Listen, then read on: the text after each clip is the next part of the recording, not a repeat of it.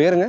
சிவகுமாருங்க sir. நீங்க என்ன தொழில் மேற்கொண்டுட்டு இருக்கீங்க? மீன் பிடிக்கிற தொழில் தாங்க சார். ஓகே. இது என்ன அணைங்க? பவானி சார் அணைங்க சார். கடல் மாதிரி இருக்குங்களே? பவானி சார் அணை தாங்க. கடல் மாதிரி இருக்கு. ஆமாங்க. இங்க எத்தனை ஆண்டுகளா நீங்க மீன் பிடிக்கும் தொழிலை மேற்கொண்டுட்டு இருக்கீங்க? இது 55 வருஷம் ஆகுதுங்க சார். ஸோ 55 ஆண்டு காலமா நீங்க இந்த தொழில் தான் நீங்க பண்ணிட்டு ஆமாங்க இருக்கீங்க. சார். சரி, இங்க என்னென்ன வகையான மீன்கள் வந்து இங்க கிடைக்குதுங்க? இதில் ரீச் எடுத்த போது எல்லா மீனுமே விட்டுருந்தாங்க சார். அப்போ கட்லா, ரோகு, மிருகாலு எல்லாமே இருந்துச்சுங்க. இப்போ இருக்கிறது ஜிலேபி, பஞ்சலை, இந்த சொட்டவாழை, சோனாங்கழுத்தி இதுக்கு தான் இருக்குங்க சார். அது எங்களுக்கு இப்போ ரீச் முடிஞ்சு போச்சுங்க. எங்களுக்கு டெண்டர் கொடுக்குறேன்னு சொன்னாங்க. இப்போ இன்னும் கொடுக்கலீங்க. எங்கள் ஆனால் ஏசு போட்டு வச்சுருக்குறோம். அது எப்போ எங்களுக்கு தான் கிடைக்கும். ஓகே. இப்போ பரிசலில் நீங்கள் திரும்பவும் போயிட்டு ஏதாவது மீன் பிடிப்பீங்களா சார்?